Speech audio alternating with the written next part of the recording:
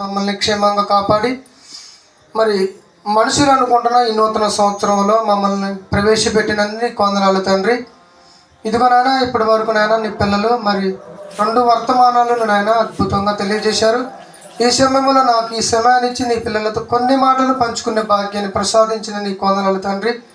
మరి నీ పిల్లలకు నీ వాక్యాన్ని చెబుతున్నగా సమయోచితమైన నీ జ్ఞానాన్ని నాకు తెచ్చిన వెంటనే నీ పిల్లలకు వారి యొక్క మనోనేత్రం వెలిగించమని ప్రభు యేసుక్రీస్తు నామమున ప్రార్థనకు సమర్పించుకున్నాం తండ్రి, ఆమేన్.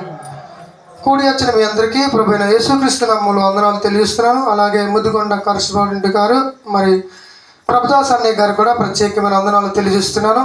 మరి ప్రియులారా, మరి నూతన సంవత్సరం సందర్భంగా మనమంతా ఇక్కడ కూడుకొని ఉన్నాము. మరి నూతన సంవత్సరం శుభాకాంక్షలు కూడా మీ అందరికీ తెలియజేస్తున్నాను. ప్రియులారా, మరి నూతన సంవత్సరం అనేది మన జీవితంలో మరి ప్రతి సంవత్సరం వస్తుంది, మా అందరికీ తెలుసు. ప్రియులారా, మరి 31st నైట్ వచ్చిందంటే ప్రతి ఒక్కరూ ఏం చేస్తారో మనకు తెలుసు. ఎక్కువగా ఆడవాళ్ళు అయితే అండి మరి రోడ్ల మీదకి వెళ్ళిపోయి ఏమండి మంచిగా రోడ్డు అంతా ఊడ్చి ఏమండి నీళ్లు చల్లి మంచిగా ముగ్గులు వేస్తూ ఉంటారు. వాళ్ళు ఏమని ముగ్గేస్తారంటే 2025 నీకు బాయ్ బాయ్, 2026 నీకు వెల్కమ్ అని చెబుతూ ఉంటారు. అంటే ప్రియులారా, వీళ్ళ ఆలోచన ఏంటంటే ఈ ముగ్గేసి 2025కి బాయ్ చెబితే అది వెళ్ళిపోతుంది, 2026కి వెల్కమ్ చెబితే అది వస్తుంది అని అనుకుంటున్నారు. అంటే ప్రియులారా, 2025 బాయ్ చెబితే వెళ్ళిపోయిందా? మరి 2026 వెల్కమ్ చెబితే వస్తుందా? అంటే మనం ముగ్గులు వేయటం వలన ఏమంటే ఏదో కేరింతలు చేయటం వలన చూడండి చాలామంది యూత్ ఎలా చెడిపోతుందో ప్రియులారా మనం ఆలోచిస్తే ఏమంటే మీరు ఈ యొక్క చెరుమాదర్ అనే గ్రామాన్ని దాటి అవతలకి వెళ్ళిపోండి, రోడ్ల మీద యూత్ ఎలా అరుస్తూ ఉంటారో, ఎలా కేకలు పెడుతూ ఉంటారో, ఏమండి ఎలా కేరింతలు పెడుతుంటారో ఏమండి మనందరికీ తెలియంది కాదు. వాళ్ళంతా అరిసి మొత్తుకొని ఏమండి మరి ఫుల్గా మరి డ్రింక్ చేసే వాళ్ళు కూడా చాలామంది మనం చూస్తూ ఉన్నాం. అదంతా చేయటం, కేక్ కటింగ్ చేసుకోవడం, ఏదో సంతోషంగా జరిగించుకుంటూ ఒక నూతన సంవత్సరాన్ని మనం ప్రవేశిస్తున్నామని ఆనందపడుతున్నారు.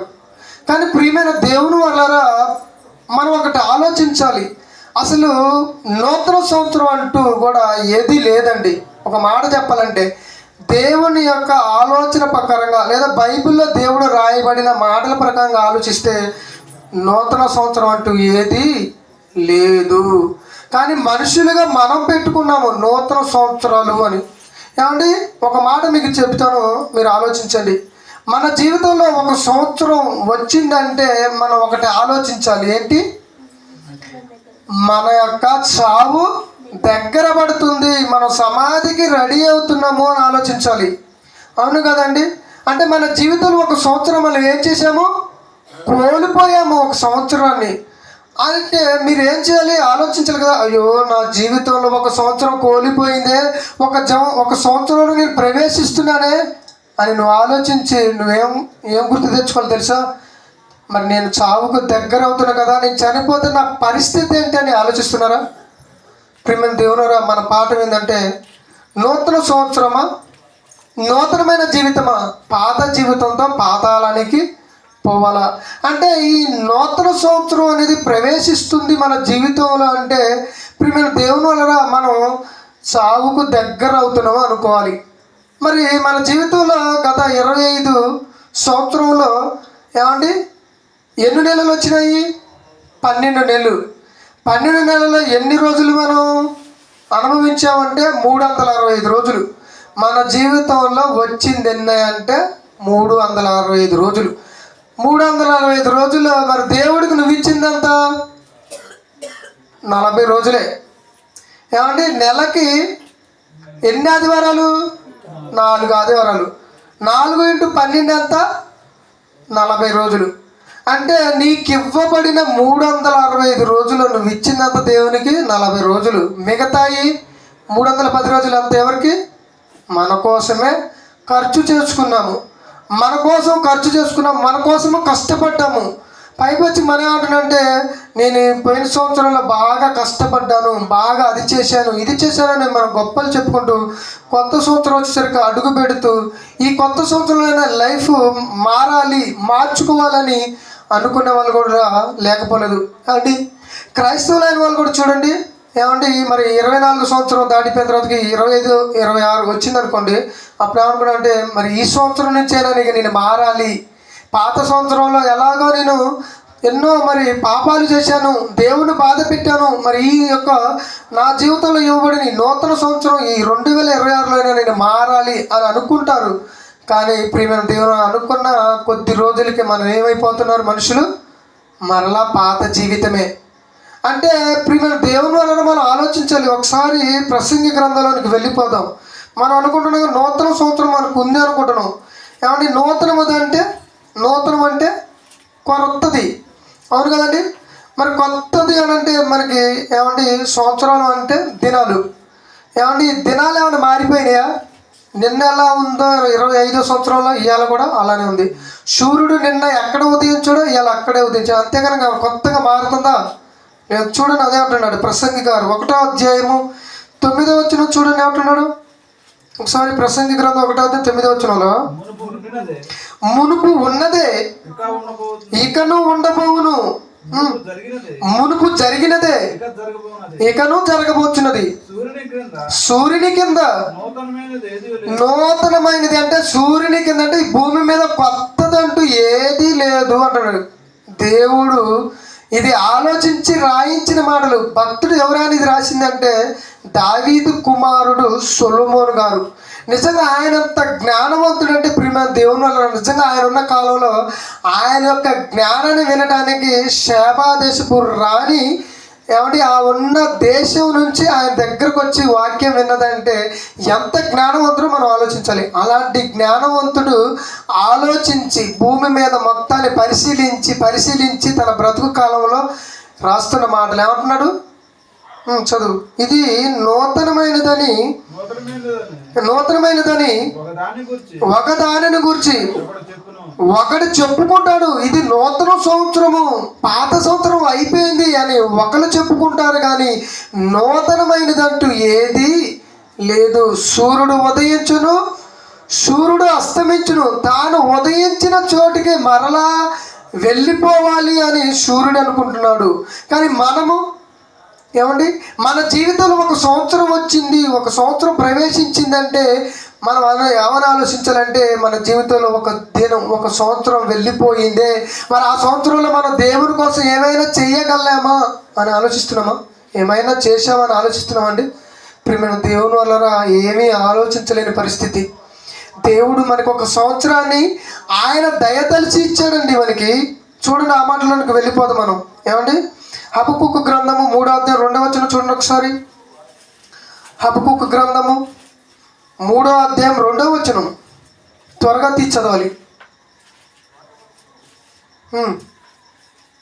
హబక్కూకు గ్రంథము 3వ అధ్యాయం 2వ వచనం. యెహోవా నిన్ను గూర్చిన వార్త విని నేను భయపడుతున్నాను. యెహోవా చూసారండి, యెహోవా సంవత్సరములు జరుగుచుండగా అంటున్నాడు. అంటే ఇప్పుడు సంవత్సరాలు జరిగించేది ఎవరు? దేవుడే అండి. ఒక సంవత్సరం నీ జీవితంలో ప్రవేశించుతుంది, ఒక సంవత్సరం నీకు దయాకిరీటంగా దేవుడు ఇస్తున్నాడంటే అది దేవుని దయ వలనే. దేవుడు అనుకొని నిన్ను ఉంచాడు. ఈ 2026లో నా కుమారుడు కార్తీక్ ఉండాలి, నా కుమారుడు సుధాకర్ ఉండాలి, నా కుమారుడు ప్రభుదాసు ఉండాలి, నా కుమారుడు కోటేశ్వరం ఉండాలి, నా కుమారుడు బాబు ఉండాలి అనుకొని ఒక సంవత్సరాన్ని మనకి ఇస్తున్నాడు దేవుడు. మరి ఇస్తున్నప్పుడు మనం ఏం చేస్తున్నాం? ఆ సంవత్సరం అంతా దేవుని కొరకు ఆలోచిస్తున్నామా? దేవుని కొరకు ఖర్చు చేస్తున్నామా దినాలన్నీ అంటే లేదు. ప్రియమైన దేవుని వలన దేవుడు 2020 అంతా కాపాడారు. 25 సంవత్సరాలు అంటే 2025 సంవత్సరంలో మనంతా కాపాడి 26లో మనం అడుగుపెట్టాడు. మరి 26లోనైనా దేవుడు ఆలోచిస్తాడండి. దేవుడు ముందే ఏమని ఆలోచిస్తాడంటే 25 సంవత్సరం అంతా నేను నా కుమారుని జ్ఞాపకం చేసుకున్నాను, పోనీ 26లోనైనా మారుతాడేమో, 26లోనే నా కొరకు ఏమైనా ఎక్కువగా పని చేస్తాడేమో అని ఆలోచిస్తాడు. కానీ ఆ సంవత్సరం కూడా అలానే ఉంటే పరిస్థితి ఏంటి అంటే ప్రియమైన దేవుని వల్ల మన జీవితంలో నూతన సంవత్సరం అంటే ఏం లేదు, కానీ మన జీవితం ఏంటిదంట? నూతన సంవత్సరం. ఇప్పటిదాకా మన అన్నయ్య గారు చెప్పింది అదే. ఏమండి? యేసుక్రీస్తు ప్రభువారు మరణించటంలోనే మన జీవితాలకు ఏమొచ్చింది? నూతన జీవితం వచ్చింది. అంటే కొత్తగా పుట్టావు నువ్వు. ఏమండి? తల్లి గర్భంలో నుంచి రావడం అనేది అది శరీర జన్మ అయితే, యేసుక్రీస్తు ద్వారా వచ్చింది ఆత్మీయ జన్మ. ఈ జన్మతోనే మనం ప్రారంభింపబడి భూమి మీద బ్రతికి మనం ఎక్కడికి వెళ్ళాలంటే పరలోకానికి వెళ్ళాలి. కానీ మనం ఏం చేస్తున్నామంటే నూతన జీవితంతో బ్రతకకుండా పాత జీవితంతో బ్రతుకుతూ పాతాళానికి వెళ్ళిపోతున్న వారు చాలామంది ఉన్నారు. ఏమండి? ఇంకేమన్నాడు? కీర్తన గ్రంథం 65:11. కీర్తన గ్రంథము 65:11 భక్తుడైన దావీదు గారు ఈ మాటను రాస్తున్నాడు. ఒకసారి చూద్దాం, చదవాలి అందరూ, త్వరగా ముగించుకుందాం. సంవత్సరమును నీ దయా కిరీటం అంటున్నాడు. ఏమండి? ఒక సంవత్సరము మన జీవితంలో వస్తుందంటే దేవుడు దయ తలిచి ఇచ్చాడు. అంతేగాని నువ్వేదో 2025కి వెల్కమ్ అదే బాయ్ చెప్పి 2026కి ఏదో వెల్కమ్ చెప్తే రావట్లేదు. దేవుడు దయ తలిచాడు. ఇదిగో నా కుమ్మడ బతుకుపో, 25 సంవత్సరాలు ఎలాగ నా కొరకు బతకలేదుగా, సరే 26లో అయినా చూస్తా, ఆలోచిస్తా. 26లో నువ్వు బతకలేదుగా, సరే 27లో మరొక సంవత్సరం పొడిగిస్తున్నా, బ్రతుకుపో అని దేవుడు దయ తెలిచి ఒక సంవత్సరాన్ని మన జీవితంలో ప్రవేశపెడుతున్నాడు అంటున్నాడు. అంటే ప్రియమైన దేవుని వలన, దేవుని దయ వలనే ఒక సంవత్సరం, దేవుని దయ వలన ఒక దినాన్ని మన జీవితంలో ప్రవేశపెడుతున్నాడు తప్ప, ఏమండి, మనం ఏదో అరవటం వలనో, ఏదో కేకులు కట్ చేసుకోవడం వలనో, ఏదో ముగ్గులు వేసుకోవడం వలన చేయటం వలన సంవత్సరం అనేది మన జీవితంలో వస్తుంది అనుకోవడం పొరపాటు. ఈ లోకం అలానే భావిస్తుంది. ఏమండి? ముగ్గులు వేసి ఆడవాళ్ళు చూడండి ఎంత అందంగా ముగ్గులు వేస్తుంటారో మనకు తెలుసు. ముగ్గులు వేయడం తప్పు కాదండి, తప్పని అనుకున్నారు, తప్పు కాదు. కానీ వాళ్ళ ఆలోచన అంతా ఎలా ఉందంటే, ఇదిగో మరి 2025కి మనం గుడ్ బై చెప్తున్నాము, 2026కి మనం వెల్కమ్ చెప్తున్నాము, మనం చెప్పటం వల్లనే వస్తుంది.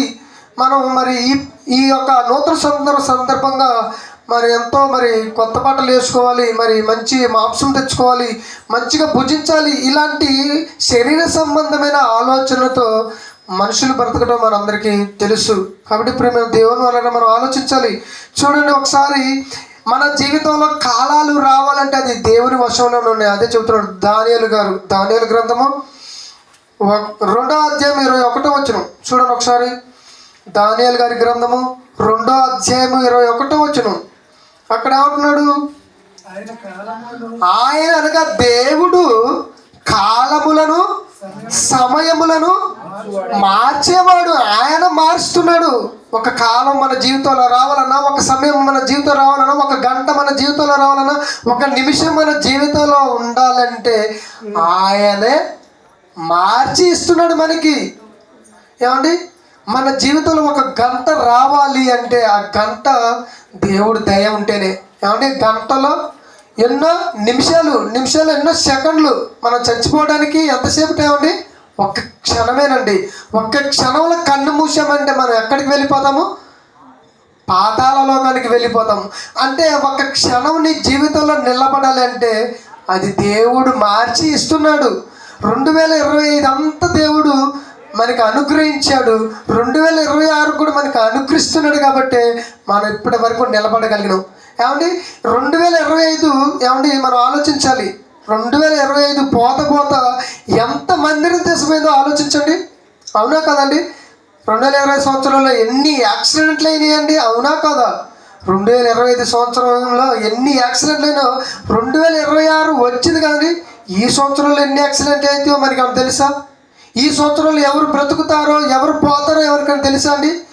ఎవరికి తెలియదు. ప్రియమైన దేవుని వలన మనం కూడా ఈ సంవత్సరంలో చివరి వరకు ఉంటామని కూడా నమ్మకం లేదు, గ్యారంటీ లేదు మనకి. ఏమంటే ఒక టీవీకి గ్యారంటీ ఉంది, ఒక సెల్ ఫోన్కి గ్యారంటీ ఉంది, ఏమంటే ఒక యాపిల్ పేరుకు గ్యారంటీ ఉంది, ఒక ఫ్రిడ్జ్కి గ్యారంటీ ఉంది. కానీ మనుషులేని మనకు లేదండి గ్యారంటీ లేని ఈ బ్రతుకును మనం ఏమనుకుంటున్నామంటే, ఏం లేదు నా జీవితంలో 26 వచ్చింది, ఇక నేను బాగా సంపాదించుకోవచ్చు, బాగా కూడగొట్టుకోవచ్చు అని అనుకుంటున్నాను. కానీ ప్రియమైన దేవుని వలన మనకు వచ్చిన ఈ 2026 సంవత్సరంలో చివరి వరకు మనం నిలబడాలి అంటే మనం దేవుని పనిలో ఉండాలి కదండి. దేవుడు ఆలోచిస్తాడండి.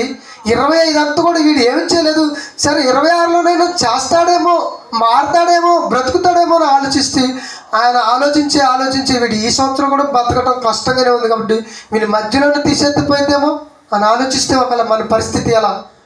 ప్రియమైన దేవుని వలన మన జీవితంలో దేవుడే మనకి అనుగ్రహిస్తున్నాడు అనేది మనం ఆలోచించాలి. ఒకసారి చూడండి ఏమండి, మన జీవితం ఎలాగుండాలో పౌలు గారు చెబుతున్నాడు. కొరింథీయులకు రాసిన 2వ పత్రికలో అపోస్తలుడైన పౌలు గారు కొరింథీయులకు రాసిన 2వ పత్రిక 4వ అధ్యాయం 16వ వచనం చూడండి ఏమంటున్నాడు అక్కడ. మన జీవితాలు ఉండాల్సింది నూతన సంవత్సరం కాదండి ప్రియమైన దేవుని వలన. కావున మేము అధైర్యపడము, మా బాహ్య పురుషుడు కుషించిపోతున్నాను, ఆంతర్య పురుషుడు దినము నూతన కొత్తది అవుతుంది. ఈ శరీరం ఏమో చావుకు దగ్గర అవుతుంది, కానీ లోన ఆత్మ ఏమో కొత్తదిగా మారుతుంది. మరి మన ఆత్మ కొత్తదిగా మార్చగలుగుతున్నామా? కొత్తదిగా ఎలా మారుతుందండి ఆత్మ అంటే, ఇదిగో ఈ 66 పుస్తకాలు ఉన్న ప్రతి మాట నీ హృదయంలో ఉన్న చెడును మార్చి కొత్తదనాన్ని తీసుకొస్తుంది. పాత జీవితం అంతా తొలగించి కొత్త జీవితాన్ని ఇస్తుంది. కొత్త జీవితం ప్రారంభించబడుతుంది. ఎలాగంటే ఇదిగో దేవుని మాటలేనండి. ఈ మాటల వల్లనే ప్రతి మనిషి ఎలా బ్రతకాలో చెబుతున్నాడు అపోస్తలుడైన పౌలు గారు కొలస్సీయులకు రాసిన పత్రికలో. చూడండి ఏమండి 3:9 నుంచి చూడండి ఒకసారి. అపోస్తలుడైన పౌలు గారు ఏమంటున్నాడు ఒకసారి ఏమండి, మనం ఒక్కసారి చదువుదామండి, ముగిస్తానుగా. ఏమండి కొలస్సీయులకు రాసిన పత్రిక 3:9 అందుచేత ఈ సంగతులు విని నాటి నుండి 9వ వచనం 3వ అధ్యాయం 9వ వచనం, ఒకనితో ఒకడు అబద్ధములాడుకుడి ఏలైనగా. ఇది మీ ప్రాచీన స్వభావము. ఏంటయ్యా ప్రాచీన స్వభావము? అబద్ధాలాడటం ప్రాచీన స్వభావము, మోసం చేయడం ప్రాచీన స్వభావము, వ్యభిచారం చేయడం మోసపు ఏమండి ప్రాచీన స్వభావము. అదే అంటుండే ఏమండి, మళ్ళీ ఒకసారి చదువు అనమాట. ఒకనితో ఒకడు అబద్ధమాడుకుడి ఏలైనగా ప్రాచీన స్వభావమును దాని క్రియలతో కూడా మీరు పరిత్యజించి జ్ఞానము కలుగు నిమిత్తము దానిని సృష్టించిన వానిని పోలికన చొప్పున నూతన పరచబడుతున్నారు. మీరు కొత్తదిగా మారిపోతున్నారు. నవీనం అంటే అదే కొత్త స్వభావమును ధరించుకొని ఉన్నారు అంటున్నాడు. చూసారండి, ప్రాచీన స్వభావం ఏంటి? పాత బ్రతుకు. ఏంటి ఆ పాత బ్రతుకు? పాపపు బ్రతుకు, అబద్ధాల బ్రతుకు, మోసపు బ్రతుకు, చెడు బ్రతుకు, దుష్కారము చేసే బ్రతుకు, అదే ప్రాచీన బ్రతుకు అంటున్నాడు. ఆ బ్రతుకును మన జీవితంలో ఈ 2026లోనైనా పోగొట్టుకుంటామా, లేకపోతే దానినే కంటిన్యూ చేస్తామా? ఒకవేళ దానినే కంటిన్యూ చేస్తే ఏమైపోయింది? మనం పాత జీవితంతోనే మరలా అదే బ్రతుకుతో బతికినాం అనుకోండి, పాతాళం తప్పదు.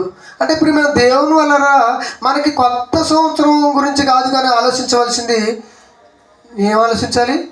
నూతన జీవితం గురించి ఆలోచించాలి.